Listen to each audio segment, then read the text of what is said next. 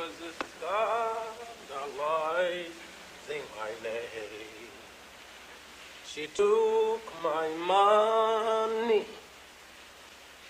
She called me honey. But she was scandalizing my name. Called it love. But she was playing a game.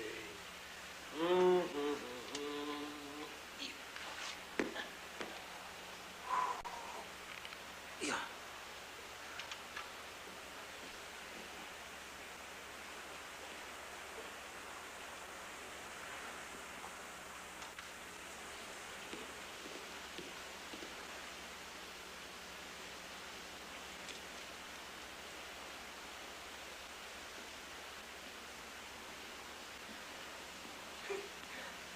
Hey, but Sam, I'm getting it. The quick step. Now look and tell me. Yeah. Well, Come on, show me again. count for me. Okay, are you ready? Ready? 5, 6, 7, 8, and 1, 2, 3, 4, 1, 2, 3. Your shoulders, Willie. 1, 2, 3, 4, and don't look down. 1, 2, 3, 4. Look happy, Willie. 1, no, relax. I'm relaxed. No, you're not, Willie. You mustn't talk. You make me make mistakes. Well, you're too stiff, Willie. Yesterday I'm not straight. Today I'm too stiff. Well, you're asking me, so I'm telling you. Where? Everywhere, Willie. Too stiff, Willie. Try and glide through it, eh? Glide? Make it look smooth. Give it more style.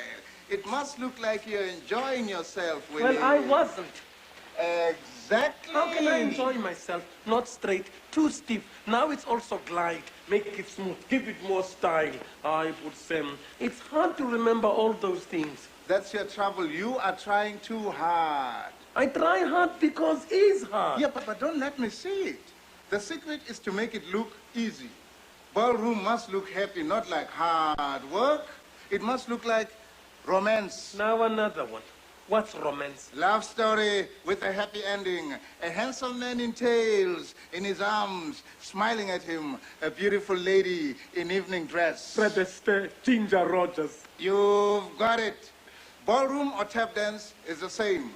Romance. In 2 weeks' time, when the judges look at you and Hilda, they must see a man and a woman dancing their way to a happy ending. What I saw was you were holding her like you was afraid she was running away. Eh? No, because that's what she wants to do, but Sam. I got no romance left for Hilda anymore. No, then pretend, Willie. When you put your arms around Hilda, imagine she's Ginger Rogers. With no teeth, you try. Yeah, just remember there's only 2 weeks left, eh?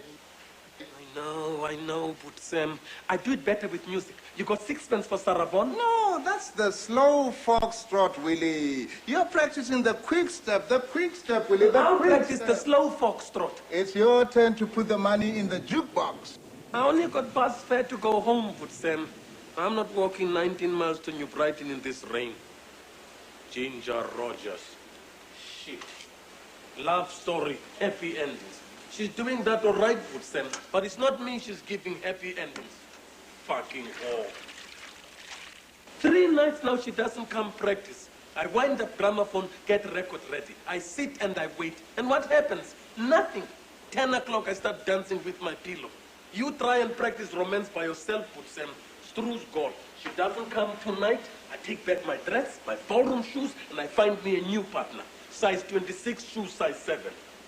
And now she's making trouble for me with the baby again. Reports me to child welfare that I'm not giving her money. She lies, man. Every week I'm giving her money for milk.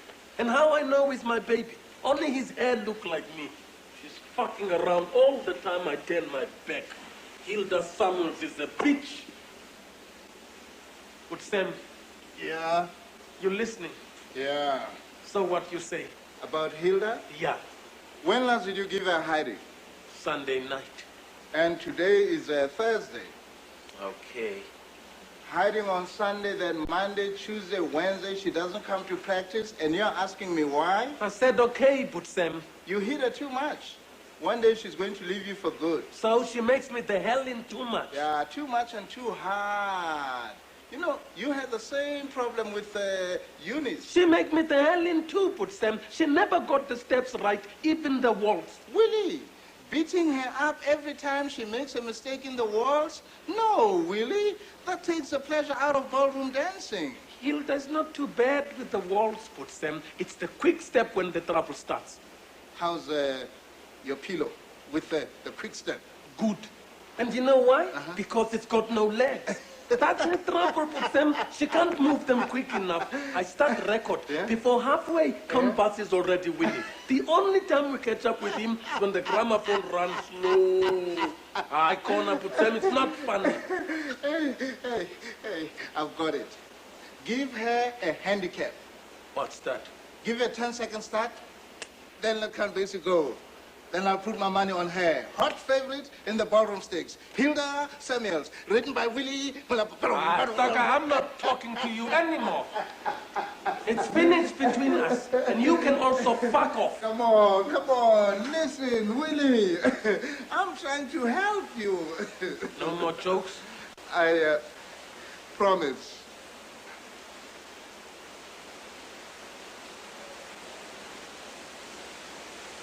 Help me. Look and learn.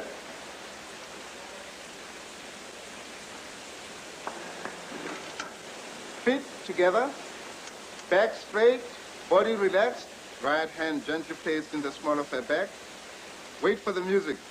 Don't start worrying about making mistakes or the judges or the other competitors. It's just you, Hilda, and the music, and you're going to have a good time, eh?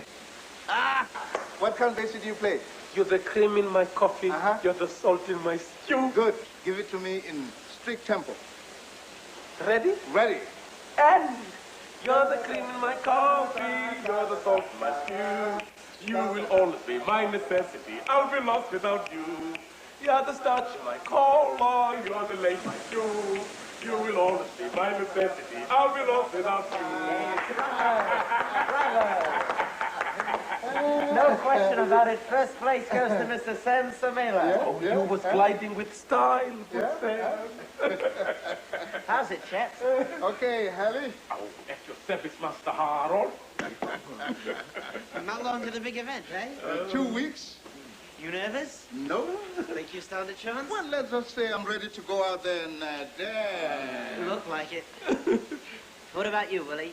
Oh. What's the matter? He's got leg trouble.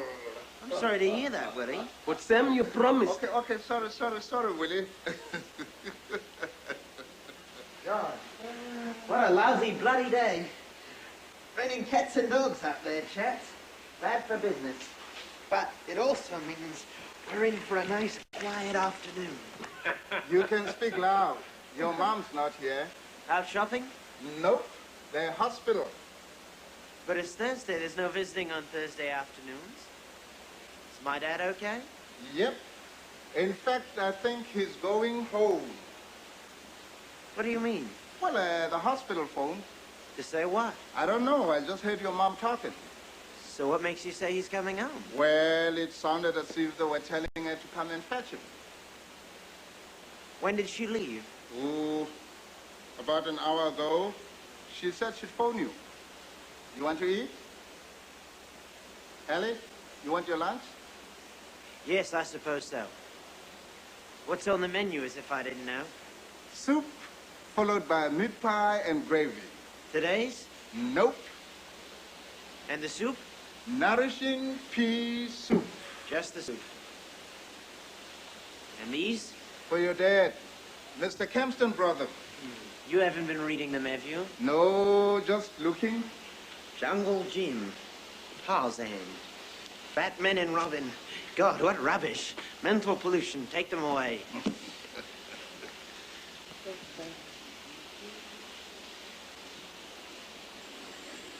Willie, you didn't hear my mom talking on the telephone? No, Master Holly. I was at the back. And she didn't say anything to you before she left? Oh, she said I must clean the floors. I mean about my dad. No, Master Holly, she didn't say nothing to me about him. No, it can't be. They said he needed at least another 3 weeks of treatment. Sam's definitely made a mistake. So, Willie. Yes, Master Holly. Schooling okay today? Yes, okay. No, not really. But I don't care. What's the difference? Sam says you've got problems. Oh, big problems, Master Holly. Which leg is sore? Well, Both legs. there is nothing wrong with my legs. Sam just making jokes. Then you will be in the competition. If only I find me new partner. What about Hilda? She's the one that's got trouble with her legs. What sort of trouble, Willie? The way he was describing it, it sounded as if the lady has gone a bit lame. Good God, have you taken her to see a doctor? I think a vet would be better. What do you mean? How do you call it again when a racehorse goes very fast? Gallop. But Sam, Gallop down the home stretch to the winning post. What's that got to do with Hilda? Count Basie always gets there first. Damn it, Willie! What the hell do you think you're doing? I'm sorry, Master Holly, but it's You're him. your bloody age! Get back to work. Cut out the nonsense now. You too, Sam. Stop fooling around. Hang on, I haven't finished. Tell me exactly what my mom said. I have. When Hallie comes, tell him I've gone to the hospital and I'll phone him. She didn't say anything about taking my dad home. No, it's just that when she was talking on the phone... No, Sam, they can't be discharging him. She would have said so if they were. Besides, we saw him last night and he didn't look in good shape at all. Staff nurse even said there was talk of taking more x-rays. Now today, suddenly he's better? Anything, it sounds more like a bad turn to me. Which I sincerely hope it isn't. Hang on, how long ago did you say she left? Just about an hour and a half. I know how to settle it. Give her 10 minutes to get to the hospital, another 10 to load him up, 10 at most to get back home, 10 minutes to get him inside. That's 40 minutes. Should have been home at least a half an hour already. No reply, chaps. And you know why? Because she's at hospital, at his bedside, helping him pull through a bad turn. You definitely heard wrong. All right. Modern graded mathematics for standards 9 and 10. Introduction. In some mathematical problems, only the magnitude. What's that mean? How big it is, the size of the thing. Magnitude of the quantities is of importance. In other problems, we need to know whether these quantities are negative or positive. For example, whether there is a debit or a credit bank balance. Whether you're broke or not. Whether the temperature is above or below 0. 0 degrees, cheerful state of affairs. No cash and you're freezing to death. Mathematics won't help you out of that one. And all these quantities are called scalars. You understand all that? No, and I don't intend to try. What happens when the exam comes? Failing a math exam is not the end of the world, Sam. How many times have I told you that examination results don't measure intelligence? I would say as many times as you have failed one of them. And just remember, Winston Churchill didn't do particularly well at school. You've also told us that one many times, eh? It just so happens to be the truth. And history? So-so. I'll scrape through. In the 50s if I'm lucky. No. You didn't do too badly last year. Because we had World War I. That at least had some action. You try and find that in the South African parliamentary system. Napoleon and the principle of equality. Hey, this sounds interesting, eh? After concluding peace with Britain in 1802, Napoleon used a brief period of calm to institute... It means introduce. Many reforms. Napoleon regarded all people as equal before the law and wanted them to have equal opportunities for advancement. All vestiges of the feudal system with its oppression of the poor were abolished. Vestiges, feudal system, abolished. I'm all right on the passion, eh? I'm thinking. He swept away, abolished, Uh-huh. the last remains, vestiges, Yeah? of the bad old days, feudal system. Aha! There's the social reformer we've been waiting for, eh? He sounds like a man of some magnitude. Well, I'm not so sure about that. Damned good title for a book, though. A man of magnitude. Well, he sounds pretty big to me, Hallie. Don't confuse historical significance with greatness. But maybe I'm being a bit prejudiced. Have a look in there, Sam, and you'll find he's 2 chapters long. And hell, has he ever got dates? All of which you've got to remember. This campaign and that campaign. And then because of all the fighting, next thing we get is peace treaties all over the place. What's the end of the story? Battle of Waterloo, which he loses. It wasn't worth it. No, I'm not so sure about him as a man of magnitude. Then who would you say was? To answer that, we need a definition of greatness. And I suppose that would be somebody who benefited all mankind. Right, but like who? Charles Darwin. Remember him? Great big book from the library? Origin of the Species. What, him? Yes, for his theory of evolution. Oh, no. You didn't finish that, Hallie. I didn't finish it because I ran out of time. My 2 weeks was up. But I'm going to take it out again as soon as I've digested what I've read. It's safe. I've hidden it away in the theology section. Nobody ever goes in there. Besides, who are you to talk? You hardly even looked at it. Well, I tried. I looked at the chapters in the beginning, and I saw one called A Struggle for an Existence. Aha! I thought, at last, eh? Oh, but what did I get? Something called the mistletoe, which needs the apple tree, and has got too many seeds, and all are going to die except for one. No, Hallie. What do you mean, no? The poor man had to start somewhere. For God's sakes, he revolutionized science. Now we know. What? Where we come from, what it all means. And that's a benefit to mankind? Anyway, I don't believe it. It's the likes of you that kept the Inquisition in business. It's called bigotry. Anyway, that's my man of magnitude, Charles Darwin. Who's yours? Abraham Lincoln. I might have guessed as much. Don't get sentimental, Sam. You've never been a slave, you know. Anyway, we freed your ancestors here in South Africa long before the Americans did. Come on, try again. I want a real genius. William Shakespeare. Oh, so you're also one of those, are you? You're basing that opinion on only one play, you know. You've only read My Julius Caesar, and even I didn't understand half of what they were talking about. They should do what they did with the old Bible, bring the language up to date. That's all you've got. It's also the only one you've read. I know. That's why I'm suggesting that we reserve our judgment until we've had a chance to look at a few others. I've got a feeling, though, that by the end of this year, one will be enough for me. And I can give you the names of 29 other chaps in the Standard 9 class of the Port Elizabeth Technical College who feel the same way. But if you want him, you can have him. My turn now. This is a damned good exercise, you know. It started off like a simple question, and now it's got us really probing into the intellectual heritage of our civilization. So who is it going to be? My next man, and he gets the title on 2 scores, social reform and literary genius, is Leo Nikolaevich Tolstoy. That Russian. Correct. Do you remember that picture I showed you of him? With the long beard, eh?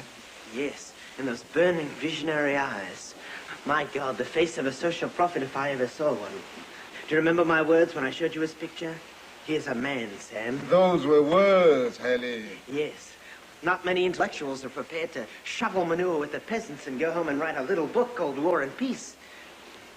Incidentally, Sam, he was somebody else who, to quote, did not distinguish himself scholastically. Meaning? He was also no good at school. Like you and Winston Churchill.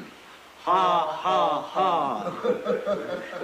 Don't get clever, Sam. That man freed his serfs of his own free will. Yeah, he was a somebody, all right. No arguments. I'll accept him. I'm sure Count Tolstoy will be very pleased to hear that. It's your turn. Come on, shoot.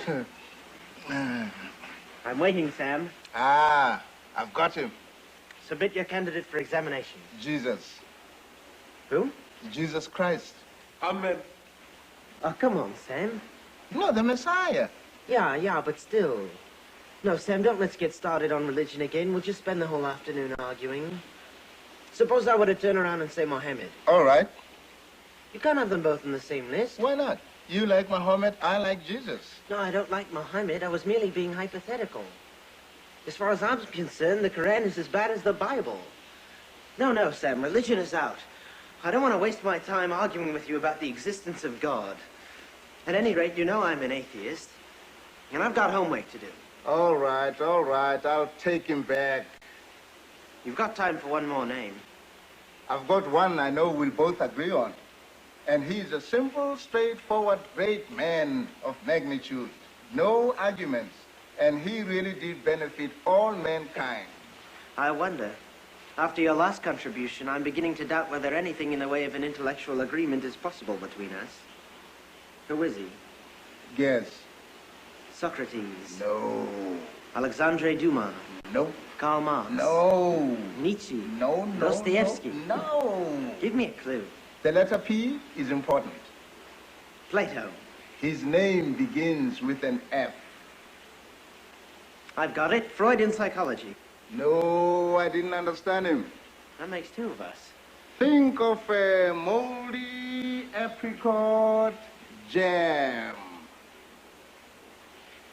Penicillin and Sir Alexander Fleming. Hey, and the title of the book? The Microbe Hunters. Splendid, Sam, splendid. For once we're in total agreement. The major breakthrough in medical science of the 20th century. If it hadn't been for him, we might have lost the Second World War. It is deeply gratifying, Sam, to know that I haven't been wasting my time talking to you. Tolstoy may have educated his peasants, but I've educated you. Standard 4 to standard 9. Have we been at it as long as that? Yep. My first lesson was geography. Really? I don't remember. My room, there at the back of the old Jubilee boarding house. I had just started working for your mom. A little boy in short trousers walks in one afternoon and asks me seriously, Sam, would you like to see South Africa? Hey, sure, I'd like to see South Africa. Was that me? And the next thing I know, I'm looking at a map you just done for homework. It was your first one, and you were proud of yourself, eh? Go on. Then came my first lesson. Repeat after me, Sam. Gold in the Transvaal, maize in the Free State, sugar in Natal, grapes in the Cape. I still know it, eh? You've got a phenomenal memory. Oh, you should be grateful. That's why you started passing your exams, eh? You try to be better than me. The old Jubilee boarding house. 16 rooms, board and lodging, rent in advance, and 1 week's notice. I haven't thought about that in donkey's years. And I don't think that's an accident. God, was I glad when we sold that place and moved out. Those years are not remembered as the happiest of an unhappy childhood. Holly, are you there? Who's that supposed to be? What you doing in there, Holly? Come out at once. What's he doing? Sam, Willie, is he in there with you boys? Remember hiding away in our room when your mother was looking for you? Yes, of course. I used to crawl in and hide under your bed. But finish the story, really, then what used to happen, you two chaps would give the game away by telling her I was in there with you. So much for friendship. Well, we couldn't lie to her. She knew. Which meant I got another rowing for hanging around the servants' quarters. God, I think I spent more time in there with you chaps than anywhere else in that dump. Do you blame me? Nothing but bloody misery wherever you went. Either somebody was complaining about the cooking, or my mom was having a fight with Mickey Nash because she'd caught her with a petty officer in her room. Maud Mayring was another one. You remember those two? They were prostitutes, you know. Soldiers and sailors from the troop ships. Bottom fell out of the business when the war ended. God, the flotsam and jetsam that life washed up on our shores. No joking, chaps. If it hadn't been for your room, I think I would have been the first certified 10-year-old in medical history. Yeah, the memories are coming back now. Down the corridor, telephone on my right, which my mom keeps locked because somebody is using it on the sly and not paying. past the kitchen, unappetizing cooking smells, round the corner, into the backyard, hold my breath again because there are more unpleasant smells coming from the old lavatory, into the teeny passageway, first door on my right, into your room. How's that? Good. But as usual, you forgot to knock. Like that time I barged in and caught you and Cynthia at it. Remember? God, was I embarrassed. I didn't know what was going on at first. Yeah, that taught you a lesson, eh? And about a lot more than knocking on doors, I'll have you know. And I don't mean geography either. Hell, Sam, couldn't you have waited until dark? Nope. Was it that urgent? Yep, and if you don't believe me, wait until your time comes. Oh, no, thank you. I'm not interested in girls. Grey little room with a cold cement floor. Your bed is against that wall. Now I know why the mattress sags so much. Yeah. Willie's bed is propped up on bricks because one of the legs is broken. Wobbly little table with a jug of water and a wash basin. Yes, and stuck to the wall above it are some pin-up pictures from magazines. Joe Louis. Brown bomber. World title. 3 rounds. Knockout. Against who? Max Schmeling. Correct. So much for the stage directions, now the characters. Willie is in his bed, and he's got his clothes on, but he's under his blankets. He's complaining non-stop about something, but we can't make out a word he's saying because he's got his head under the blankets as well. Sam, you're in your bed, trimming your toenails with a knife. Not a very edifying sight. And as for me, what am I doing? You are sitting on the floor giving Willie a lecture about being a good loser whilst you get the checkerboard and the pieces ready for the game. Really? Then you go to Willie's bed, pull off the blankets and make him play with you first because you know you're going to win, and that gives you the second game with me. And you certainly were a bad loser, Willie. Boy. So slow. A game with you practically took up the whole afternoon. Good thing I gave up trying to teach you how to play chess. You and Sam cheated. There were occasions when Sam and I would deliberately let you in so that you'd stop sulking and go on playing with us. Then you two didn't play fair. It was for your benefit, Mr. Malapo. It was more than being fair. It was an act of self-sacrifice. Well, you know what my best memory is, don't you? No. Come on, guess, Sam. Your memory's so good. Well, we got into a lot of tricks in there, Hallie. This one was special, Sam. All right, I'm listening. It started off looking like another one of those useless, nothing-to-do afternoons. I'd already been down Main Street looking for adventure, but nothing had happened. I didn't feel like climbing trees in the Duncan Park, or pretending I was a private eye and following a stranger. So, as usual, see what's cooking in Sam's room. This time it was you on the floor, and you had 2 sticks of wood, and you were smoothing them down with a knife. You didn't look particularly interesting, but when I asked you what you were doing, you just said, "Wait and see, Hallie. Wait and see." In that mysterious sort of way of yours. So I knew there was a surprise coming. You teased me, you bugger, by being deliberately slow and not answering my questions. And whistling while you worked away. God, it was infuriating. I could have brained you. It wasn't until you tied the 2 sticks together in a cross and put them down on brown paper that I realized what you were doing. Sam is making a kite? And I asked you, and you said yes. The sheer audacity of it took my breath away. I mean, seriously, what does a black man know about flying a kite? I'll be honest with you, I had no hopes for it. If you think I was happy and excited, you've got another guess coming. In fact, I was shit scared we were going to make fools of ourselves. When we left the boarding house, I was praying to myself that there wouldn't be other kids around to laugh at us. Yeah, I could see that. I made it obvious, did I? Oh, yeah, you refused to carry it, eh? Do you blame me? Can you remember what the poor thing looked like? Tomato box wood, brown paper, flour and water for glue, 2 of my mom's old stockings for a tail, then all those bits and pieces of string you had me tie together so that we could fly it. Hell no, Sam, that now was only asking for a miracle to happen. And then the big argument when I told you to hold the string and run with it when I let go, eh? I was prepared to run all right, straight back to the boarding house. And so what happened? Ah, come on, Sam. You know it as well as I do. No, come on. I'd like to hear it from you. You went a little ways down the hill from me. Uh-huh. You held it up, ready to let it go. This is it, I thought. Like everything else in my life, here comes another fiasco. And then you said, go, Hallie. So I started to run. I don't know how to describe it, Sam. Yeah, the miracle happened. I was running along, waiting for it to crash to the ground, when suddenly I felt something alive behind me, tugging at the string as if it wanted to be free. I turned around and looked. I still can't believe my eyes.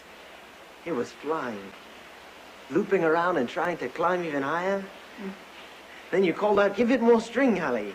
So I did, until there was none left and I was just holding that stick that we had tied it to. You joined me then, you were laughing.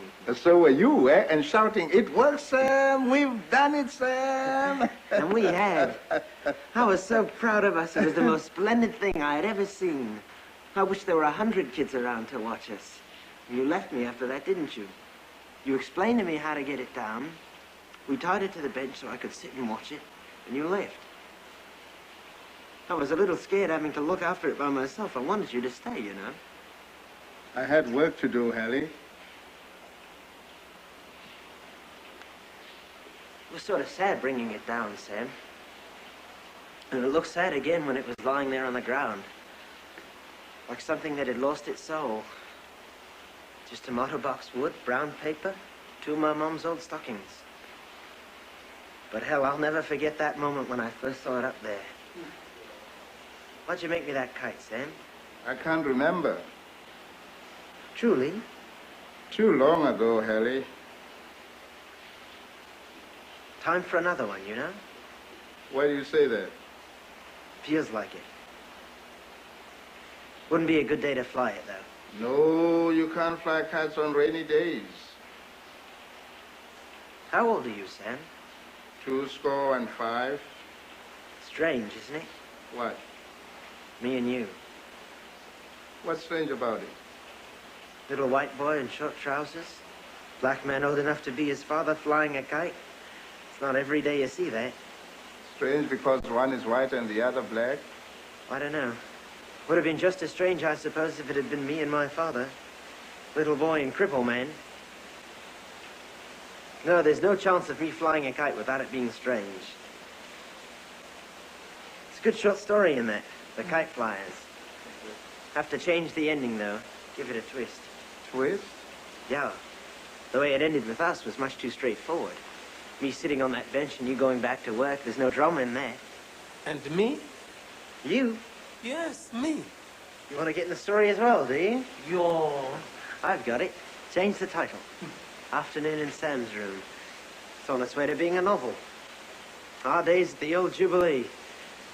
Sad in a way they're over. I almost wish we were still in that little room. Well, we're still together. That's true. It's just that life seemed the right size in there. Not too big, not too small. Wasn't so hard to work up a bit of courage. It's gotten so bloody complicated since then.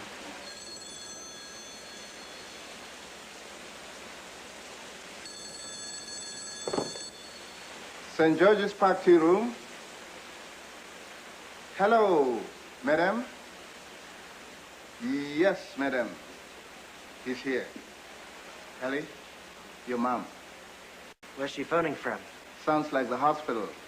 Public telephone. There, you see? I told you. Hello, Mom. Yes? Yes, no, everything's under control here. How's things with poor old Dad? Has he had a bad turn? What? Oh, God. Yes, Sam told me, but I was sure he'd made a mistake. But look here, Mum, we saw him last night, and he wasn't in good shape at all. How can he get better so quickly? Well, then very obviously you must say no. Be firm with him. You're the boss. You know what it's going to be like if he comes home. Well, then don't blame me when I fail all my exams at the end of the year. Yes. How am I expected to be fresh for school when I spent half the night massaging his gammy leg? So am I. So tell him a white lie. Say Dr. Coley wants more x-rays of his stump. Or bribe him. Tell him we'll bring him double tots of brandy in future. What? We'll order him to get back in bed at once if he's going to behave like a child. Treat him like one. Well, I'm sorry. I'm just trying... I said I'm sorry. Quick, give me a number. I'll call you back. Here we go again.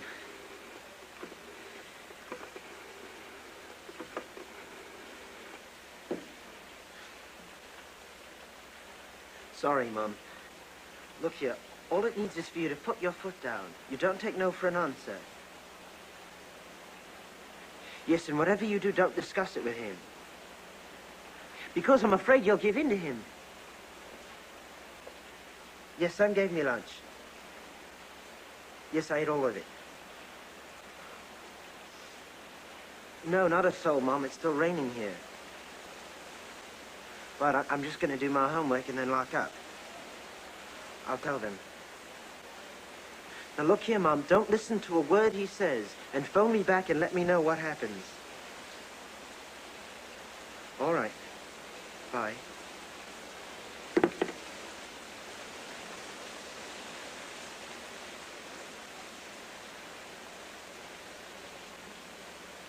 My mom says that when you're finished with the floors, you must do the windows. Don't misunderstand me, chaps. All I want is for him to get better. And if he was, I'd be the first person to say, bring him home. But he's not. We just can't give him the proper medical care and attention he needs here. What hospitals are there for? Well, don't just stand there. Get on with it.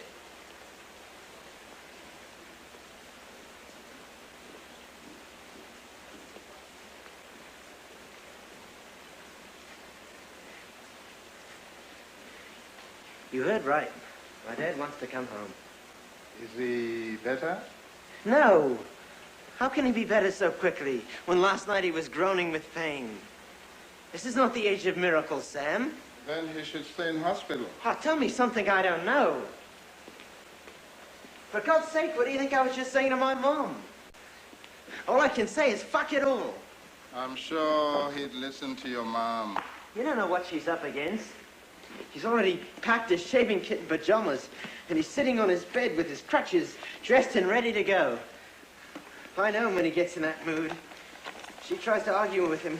We've had it. She's no match for him when it comes to a battle of words. You'll tie her up in knots.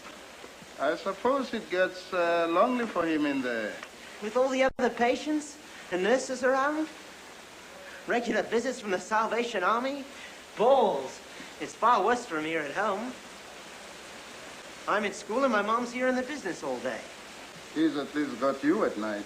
And we've got him. Come on, I don't want to talk about it anymore. Life is just a plain bloody mess. People are fools.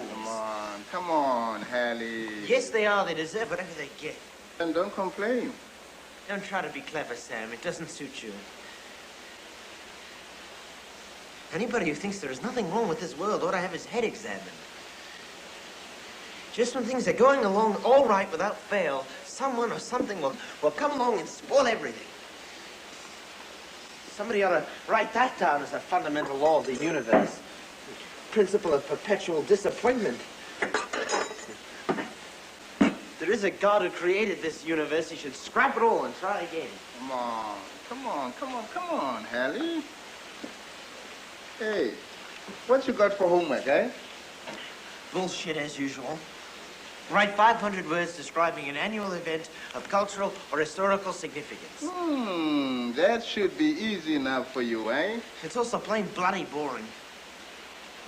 You know what he wants, don't you? One of the useless old ceremonies. Commemoration of the landing of the 1820 settlers. Or if it's going to be culture, carols by candlelight at Christmas. That's an impressive sight. Make a good description, Hallie. Imagine all those candles glowing in the dark and the people It's called singing. religious hysteria. Please, Sam, I don't want to talk about it. Just leave me alone and let me get on with it. Okay. You heard my mother's orders. You'd help Willie with the windows. Okay. Come on, I don't want any more nonsense in here. Okay. Come on.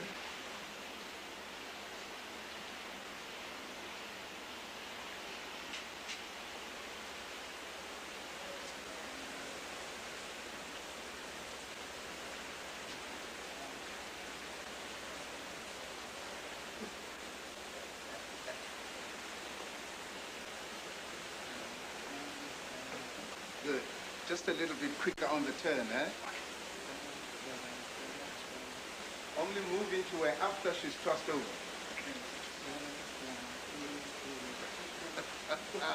What about this one, eh?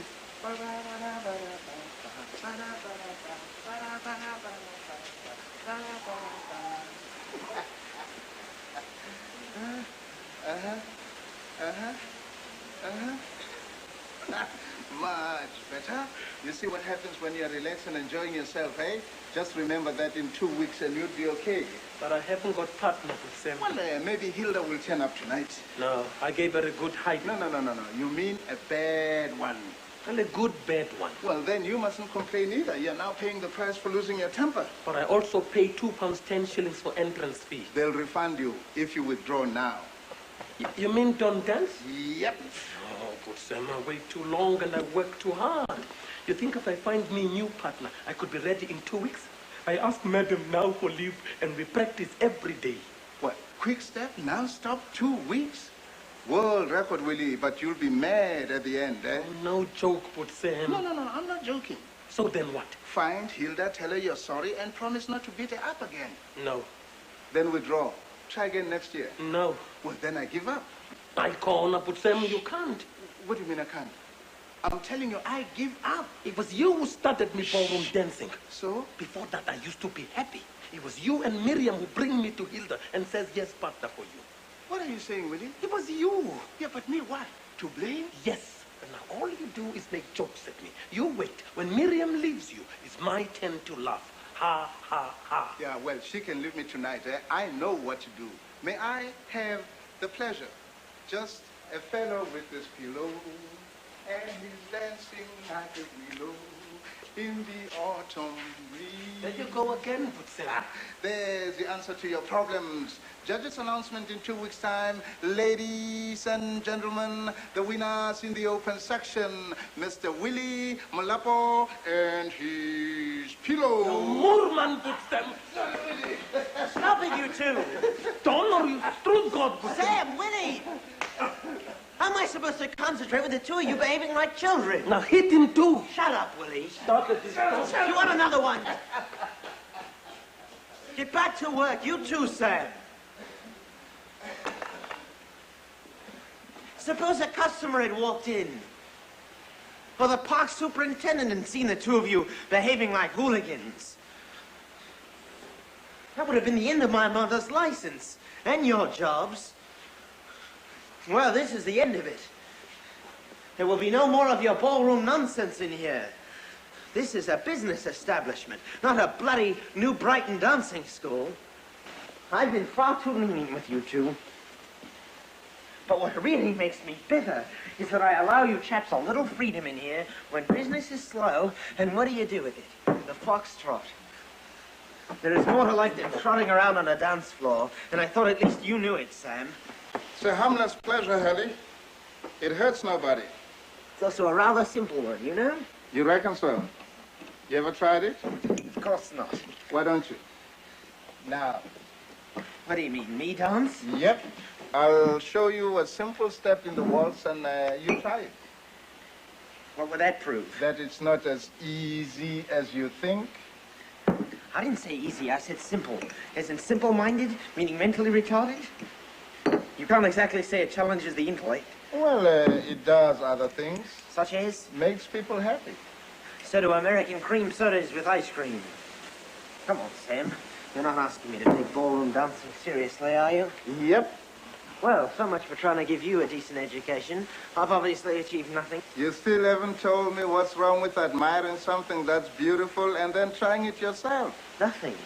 But we happen to be talking about a foxtrot and not a thing of beauty. But that's just what I'm saying. If you were to see two champions doing it, two masters of the art. I give up. Now it's also art? Yeah. There's a limit, Sam. Don't confuse art and entertainment. What is art then? What is art? You want a definition? Yeah, sure, I want a definition. Philosophers have been trying to do that for centuries. What is art? What is life? Basically, I suppose it's the giving of meaning to matter. Nothing to do with beautiful? It goes beyond that.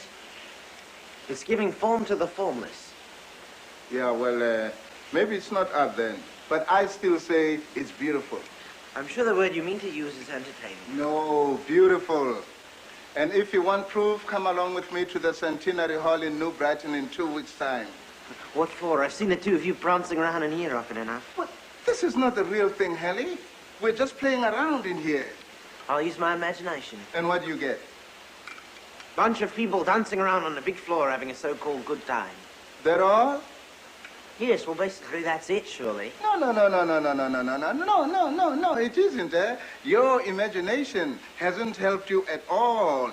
There's a lot more to it than that. I mean, we are getting ready for the championships, not just another dance. Sure, there's going to be lots of people, okay? And they're going to have a good time. But they'll only be spectators sitting around watching. It's only the competitors out there on the dance floor. Party decorations, fancy lights across the walls, and beautiful ladies in evening dresses, eh? My mother's got one of those, Sam, and quite frankly, it's an embarrassment every time she wears it. Your imagination left out the excitement. Oh, yeah, those finalists are not just going to be out there to have a good time. One of those couples is going to be the 1950 Eastern Province champions. And then your imagination left out the music. Mr. Elijah Kuzana and his orchestral Jazonio. The sounds of the big band, Hallie. Trombones, trumpets, tenor sax, and alto sax. And then also, finally, your imagination left out the climax of the evening, when the dancing is finished and the judges have stopped whispering among themselves, and the master of ceremonies collects their scorecards and goes on to the stage to announce the winners. All right. You make it sound like it's a bit of a due. It's an occasion. Satisfied? Ah, so you admit it then? Emotionally, yes. Intellectually, no. Well, I don't know what you mean by that. All what I'm saying is that it's going to be the event of the year in New Brighton. It's been sold out for 2 weeks already. There's only standing room left. We've got competitors coming in from King Williamstown, Grahamstown, and Petty. Tell me a bit more. Ah, I thought you weren't interested intellectually. I've got my reasons. What do you want to know? Takes place every year? Yes, but only every 3rd year in New Brighton. It's East London's turn for the championships next year. Which I suppose makes it an even more significant event. Oh, now we are getting somewhere. Our occasion is now a significant event. I wonder What? if I could get away with it. Yeah, but what? Write 500 words describing an annual event of cultural or historical significance. Would I be stretching poetic license too far if I called your ballroom championships a cultural event? You mean you... Could we get 500 words out of it, Sam? Why, Victor Sylvester has written a whole book on ballroom dancing, eh? You going to write about it, Master Holly? Yes, gentlemen, that is precisely what I'm considering doing. Old Doc Bromley, he's my English teacher, is going to argue with me on this. He doesn't like natives, but I will point out to him that in strict anthropological terms, the culture of a primitive black society includes its dancing and singing. Well, I'm ready. Me too. Ha! This will teach the old bugger a lesson. Let's get organized.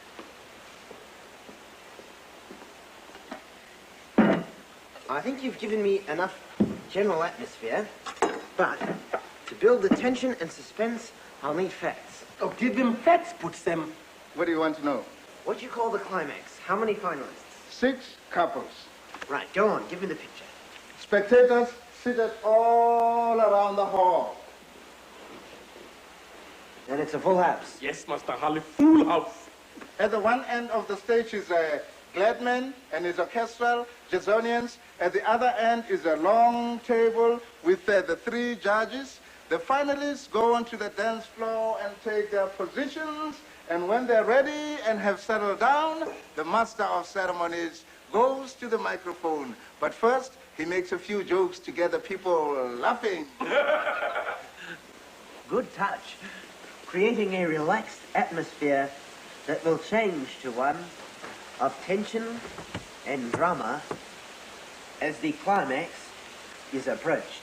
Ladies and gentlemen, we have now come to the great moment that you've all been waiting for this evening, the finals of the 1950 Eastern Province Open Ballroom Dancing Championships. But first, let me introduce the finalists, Mr. and Mrs. Welcome Chabalala from King Williamstown. Oh, it's when the people clap their hands, whistle, make a lot of noise, Master Harley. Mr. Mulligan Jigalan and Miss Nomtlen Konyeni from Grahamstown. Mr. and Mrs. Norman Chinga from Port Alfred. Yayo! Mr. Fez Bukalan and Miss Dina Plachi from East London. Mr. Welcome to and Miss Mabel Makara from Betty. Boo! Boo! And now, from New Brighton, our very own Mr. Willie Malapo and Miss Hilda Samuel.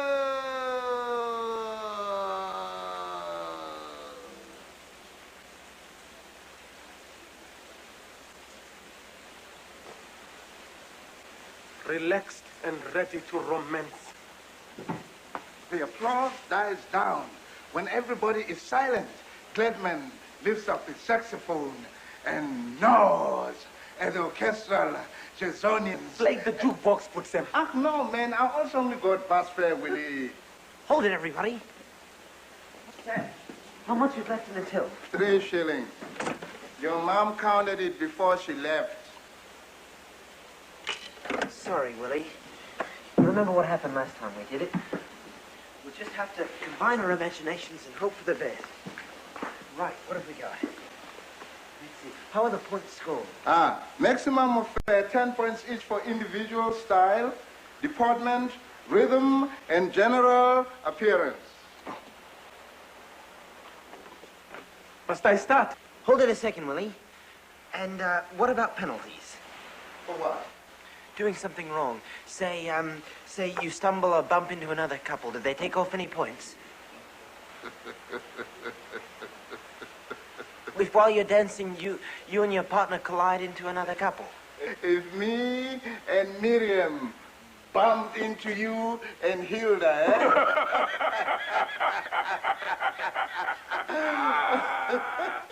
What'd I say? Come on, Harry. There are no collisions out there. Nobody stumbles or trips or bumps into each other. That's what that moment is all about. To be one of those finalists on that dance floor is like being in a dream about a world in which accidents don't happen. Jesus, Sam, that's beautiful. I'm starting. Of course it is. That's what I've been trying to say to you all afternoon long. It's beautiful because that's the way we want life to be. But instead, like you said, Harry, we're always bumping into each other. Look at the 3 of us this afternoon. I bumped into Willie, the 2 of us bumped into you, you bumped into your mother, she's bumping into your dad. None of us knows the steps. And there's no music playing. And it doesn't stop with us. The whole world is doing it all the time. Open up a newspaper. What do you read? America has bumped into Russia. England is bumping into India. Rich man bumps into poor man. Those are big collisions, Sally. They make for a lot of bruises. And a lot of people get hurt in all that bumping. And we are sick and tired of it. It's been going on for too long.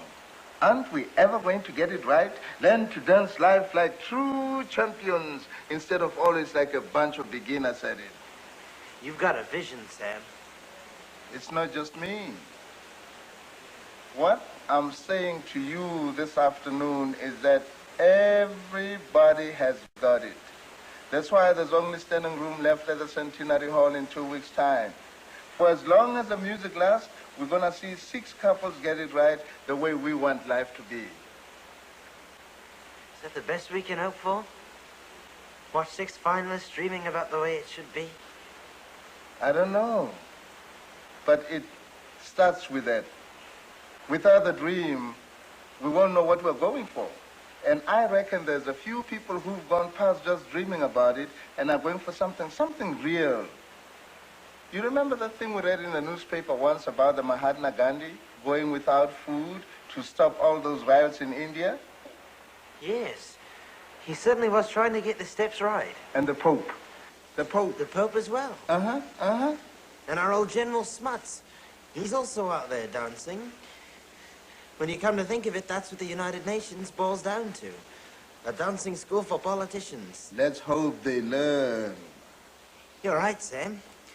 We mustn't despair. Perhaps there is hope for the world after all. Keep it up, Willie. Right, so what have we got so far? Our title, A World Without Collisions. Hey, that sounds good, eh? A world without collisions. Ah. Subtitle, Global Politics on the Dance Floor. That's a bit too heavy, eh? What about ballroom dancing as a political vision? Yeah.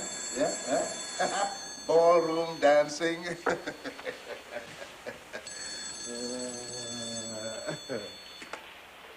St. George's Park Tea Room. Hello, madam. Yes, madam. Ellie, your mom. Roach. Forgotten all about that. Shit. Do you remember my words, Sam? Just when you're starting to enjoy yourself, someone will come along and spoil everything. You haven't heard what she's got to say yet. Public telephone? Nope. She's unhappy or unhappy? Well, I couldn't tell. Come on, Hattie. She's waiting. Come on.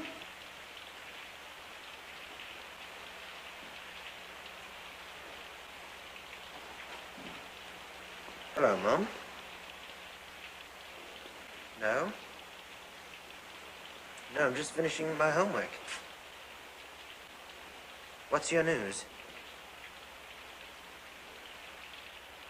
You've what?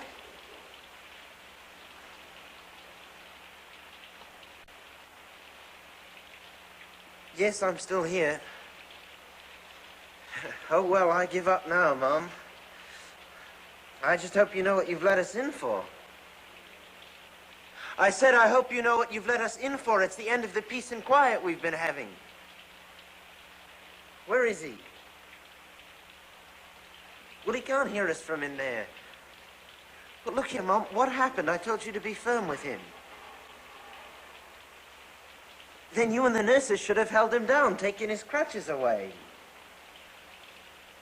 I know only too well he's my father. I am not being disrespectful, but I am sick and tired of emptying stinking chamber pots filled with phlegm and piss. Yes, I do. When you're not around, he makes me do it. That's why I've got no appetite for my food. Yeah, well, there's a lot of things you don't know about. For instance, I still haven't gotten that science textbook I need because he borrowed the money you gave me for it. I didn't want to start another fight between you two. I says that every time. All right, Mom. Then just remember to start hiding your bag away again, because he will be at your purse before long for money for booze. Yeah, and when he's well enough to come down here, you'd better start watching the till as well, because that is also going to develop a leak. Well, then don't complain to me when he starts his old tricks again. Yes, you do. I get it from you on one side and from him on the other, and it makes life hell for me. I'm not going to be the peacemaker anymore. When the two of you start fighting again, I'm leaving home. Mom, if you start crying, I'm going to put down the receiver. No. No, because I don't want to. I will speak to him when I get home. No, Mom.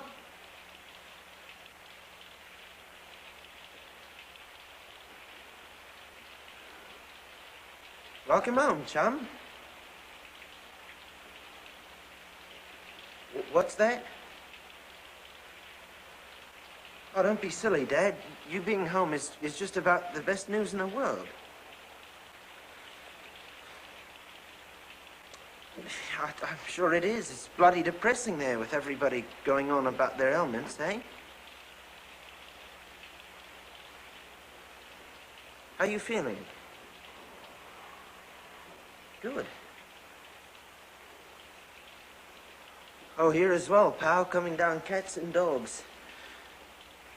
Yeah, just a day for a kip and a toss in your old Uncle Ned. Well, everything's just hunky-dory on my side, Dad. To start with, there's a nice pile of comics for you on the counter. Oh, Campbell brought them by. Oh, Batman and Robin, Submariner. Just your cup of tea. I will. Yes, we'll spin a few yarns tonight. See you soon, chum. I promise I'll come straight home.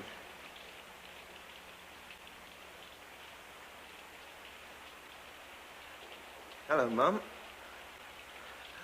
I'm just gonna lock up now and come straight home.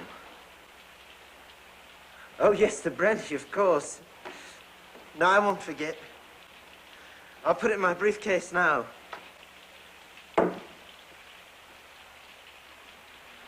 I know well enough what'll happen if he doesn't get it. Hello. I was kind to him, Mom. No, I didn't say anything nasty. All right, bye.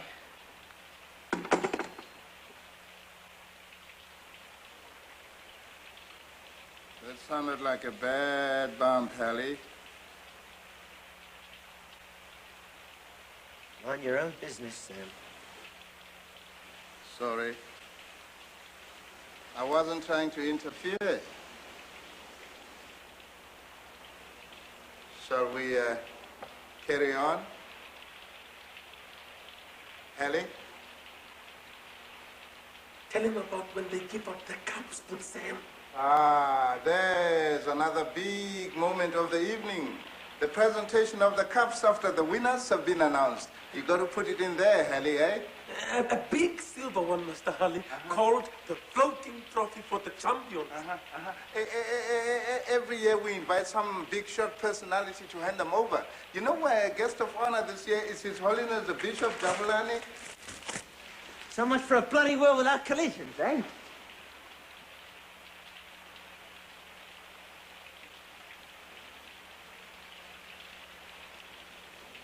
Too bad. It was on its way to being a good composition. Let's just stop bullshitting ourselves, Sam. Have we been doing that? Yes. But all our talk of a decent world has been just so much bullshit.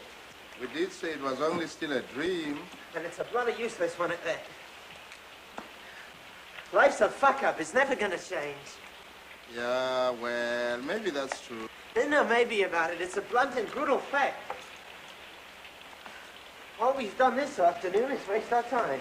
Not if we got your homework done. I didn't give a shit about my homework, so just shut up about it.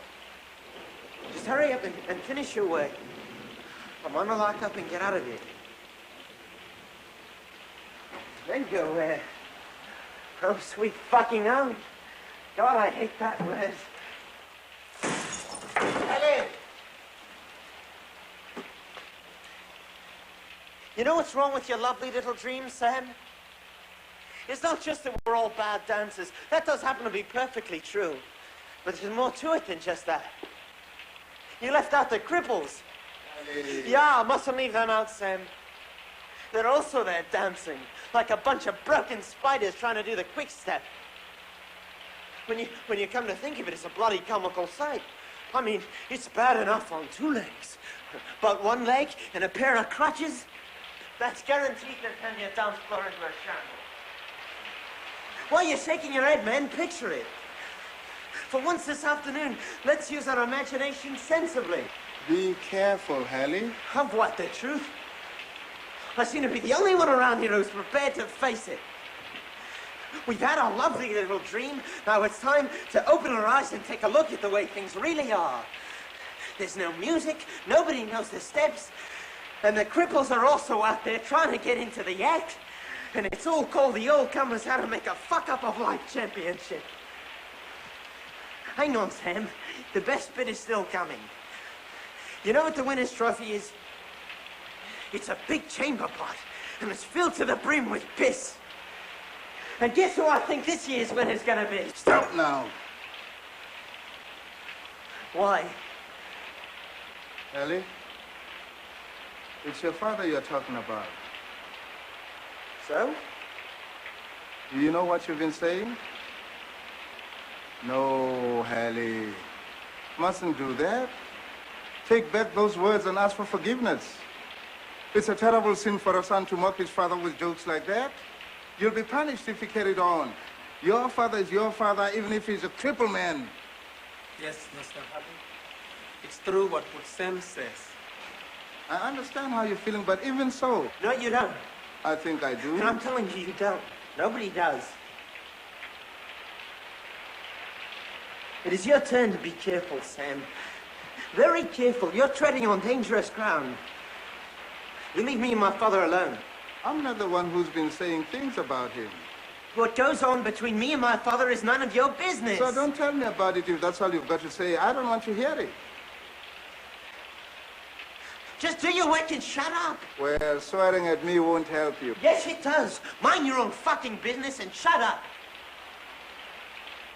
All right. If that's the way you feel, I'll stop trying. Good. Because what you have been trying to do is to meddle in something you know nothing about. All that concerns you in here, Sam, is to do what you get paid for. Keep the place clean and serve the customers. In plain words, just do your job. My mother is right. She's always warning me about allowing you to get too familiar. Well, this time you've gone too far. It's going to stop right now. You're only a servant in here, and don't you forget it. As far as my father is concerned, all you need to remember is that he is your boss. No, he isn't. I get paid by your mother. Don't argue with me, Sam. So don't say he's my boss. He's a white man. That's enough for you.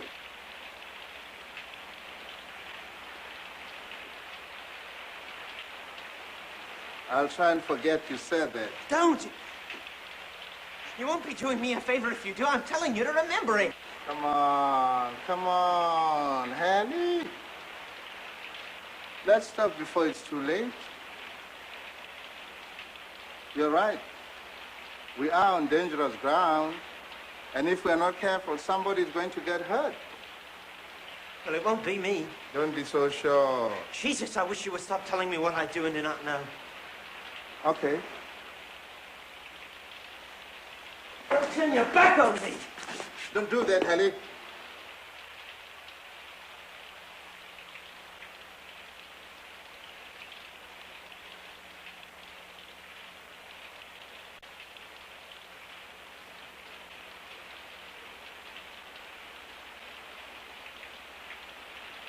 All right. I'm listening. Well, what do you want to say to me?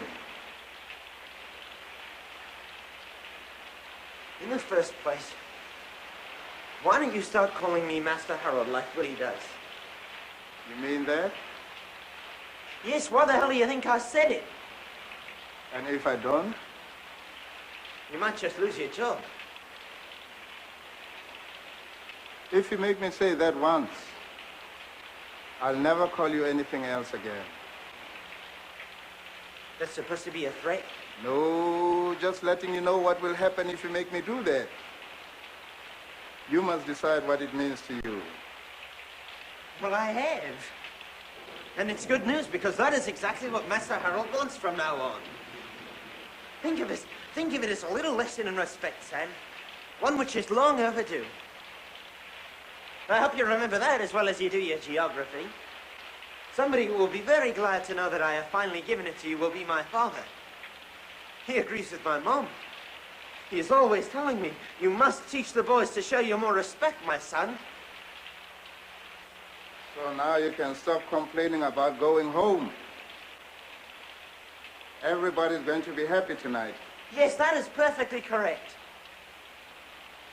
You see, you mustn't get the wrong idea about me and my dad, Sam. We also have some good times together as well. Some bloody good laughs. He's got a marvelous sense of humor. Do you want to know what our favorite joke is? He lets out a big groan, and he says, "It's not fair, is it, Ali?" And I have to say, "What, chum?" And then he says, "A nigger's ass." And we have a great big laugh. What's the matter, Willie? Don't you catch it? You always were a bit slow on the uptake. It's what's called a pun. You see, fair means both light in color and to be just and decent. I thought at least you would catch it, Sam. Oh, yeah. I catch it all right. Doesn't appeal to your sense of humor? You really laugh? Yes, of course. To please him? Make him feel good? No, I laugh because I think it's a bloody good joke. You're really trying hard to be ugly, aren't you? Anyway, why drag poor old Willie into it? He's done nothing to you except show you the respect you want so badly. It's also not being fair, you know. And I mean just or decent. It's okay, good Sam. Leave it now. It's me you're after, isn't it? You should have just said Sam's ass, because that's the one you're trying to kick. Anyway, how do you know it's not fair? You've never seen it. You want to?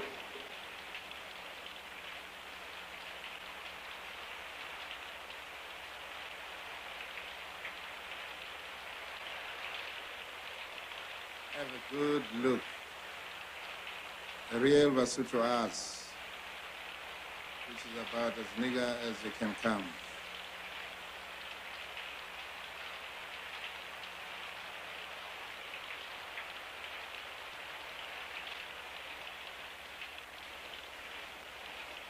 Satisfied? Now you can make your dad even happier when you go home tonight. Tell him I showed you my ass. And he's quite right. It's not fair. And if it will give him a better laugh next time, I'd also let him look. Come, Willie. Let's finish up and go home. Sam?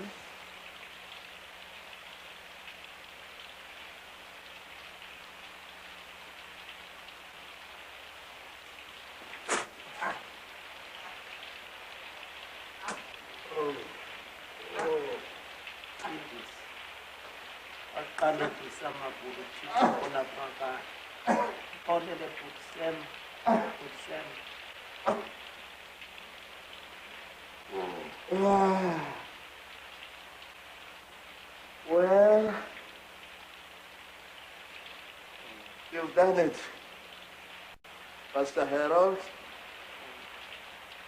Yes, I'll start calling you that from now on. It won't be difficult anymore. You have heard yourself, Master Harold. I saw it coming. I warned you, but you wouldn't listen. You've just hurt yourself bad.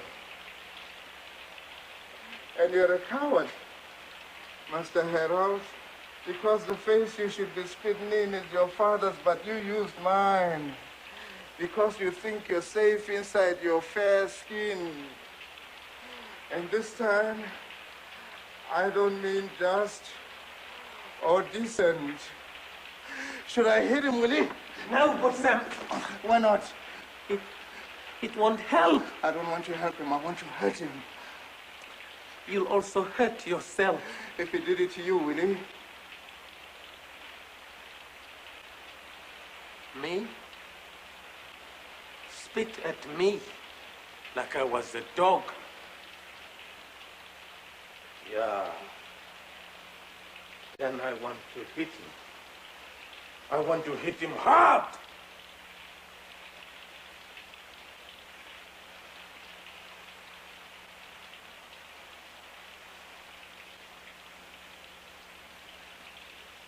But maybe all I do is go cry at the back.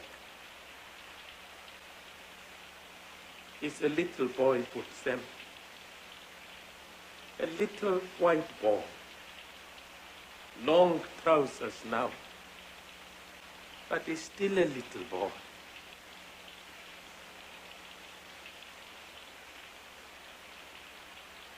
You're right. Willie?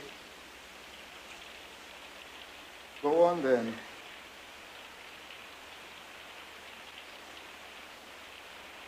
Grown again, Willie. You do it better than me.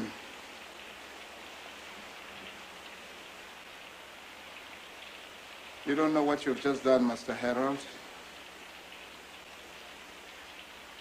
It's not just that you've made me feel dirtier than I've ever felt in all my life. I mean, how do I wash off yours and your father's filth? I've also failed. A long time ago, I promised myself I was going to try and do something. But you have just shown me, Master Harold, that I failed.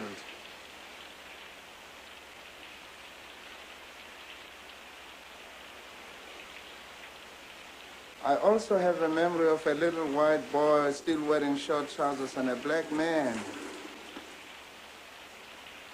But they're not flying a kite. Back in the old Jubilee days, after dinner one night, you came into my room, stood against the wall and just looked down on the ground. It was only after I'd asked you, I don't know how many times, what you wanted, what was wrong, did you speak, and even then so softly, I almost didn't hear you. Sam, please help me to go fetch my dad. Remember? He was dead drunk on the floor of the Central Hotel bar. They had phoned for your mother, but you was the only one home. Do you remember how we did it? You went in first by yourself to ask for permission for me to go into the bar. Then I loaded him onto my back like a baby and carried him back to the old boarding house with you following behind carrying his crutches. A crowded main street with all the people looking at a little white boy following his drunk father on a nigger's back. I felt for that little boy, Master Harold. I felt for him. We still had to clean him up, remember? He had messed in his trousers, so we had to clean him up and get him to bed. I love him, Sam. I know you do. That's why I was trying to stop you from saying all these things about him. It would have been so simple if only you despised him for being a weak man, but he's your father. You love him and you're ashamed of him. You're ashamed of so much. And now it's going to include yourself. That's the promise I'd made to myself, to try and stop that from happening. After we got him to bed, you came back with me to my room and just sat on the corner and carried on looking down on the ground. For days after that, you had done nothing wrong, but you went around like you owed the whole world an apology for being alive. I didn't like seeing that. That's no way a boy grows up to be a man. But the one person who should have been teaching you what that means was also the cause of your shame. If you really want to know, that's why I made you that kite. I wanted you to look up, to be proud of something yourself.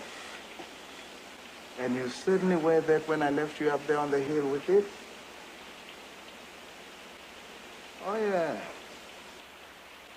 Something else. If ever you do write it as a short story, there was a twist in our ending. I couldn't sit there and stay with you. It was a whites-only bench. You were too young, too excited to notice then, but not anymore. And if you're not careful, Master Harold, you'll be sitting out there by yourself for a long time to come, and there won't be a kite in the sky.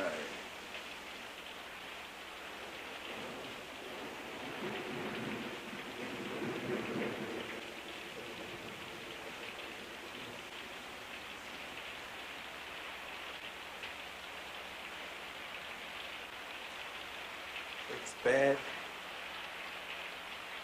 It's all bad in here now.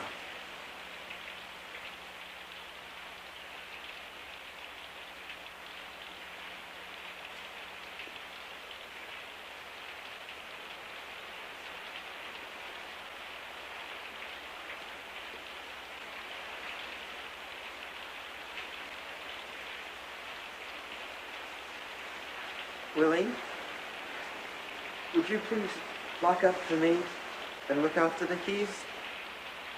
Okay.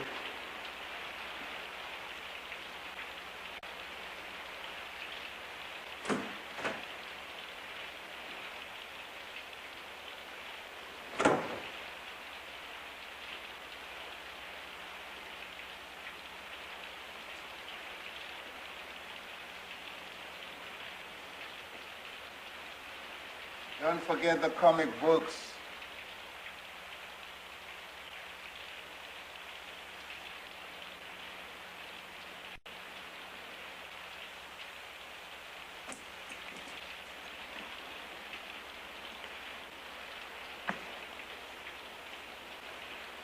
Stop. Ellie?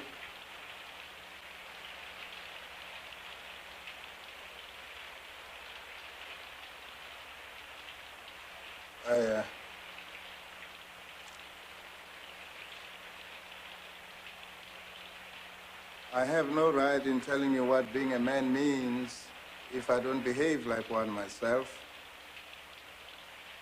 I'm not doing too well this afternoon. Shall we try again? Try what? Fly another kite, I suppose. It worked once. This time I need it as much as you do. Still raining, Sam. Can't fly kites in rainy days. Remember? So what do we do? Hope for better weather tomorrow? I don't know. I don't know anything anymore. You sure about that, Hallie? Because it would be pretty hopeless if that was true. It would mean nothing has been learned in here this afternoon, and there was a hell of a lot of teaching going on here, one way or the other. Anyway, I don't believe you. I reckon there's one thing you know. You don't have to stay out there by yourself anymore. You know what that bench means now. You can leave it anytime you choose. All what you have to do is to stand up and walk away from it.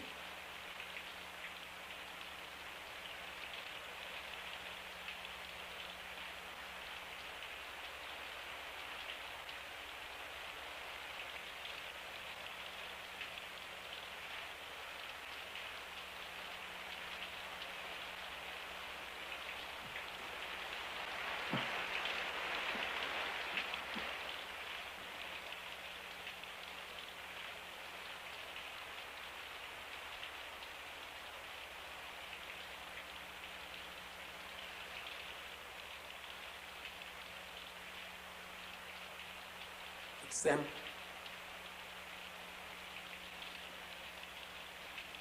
you see, it's going to okay tomorrow. Hey, but Sam, you're right. Think about it, and you are right. Tonight, I find Hilda. Say sorry, and make promise I won't beat her no more. You hear me, Put Sam? I hear you, Willie. And when we practice, I relax and romance with her from beginning to end, non-stop. You watch. 2 weeks' time, first prize for most promising newcomers. Mr. Willie Mulapo and Miss Hilda Samuels. To hell with it. I'll walk home.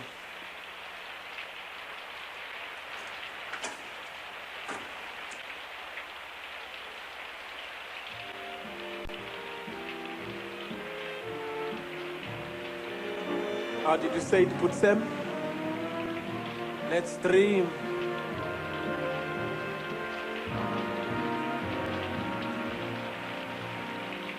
Little man, you're crying. I know why you're blue. Someone took your kitty car away. I better go to sleep now. Little man, you've had a busy day. You lead, I'll follow. Johnny, won your marbles, tell you what we'll do. That'll get you new ones right away.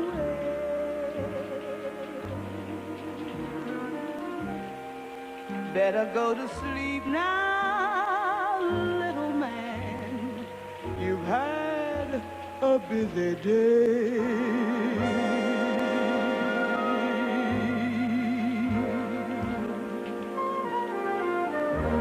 You've been playing soldier, the battle has been won. The enemy is out of sight.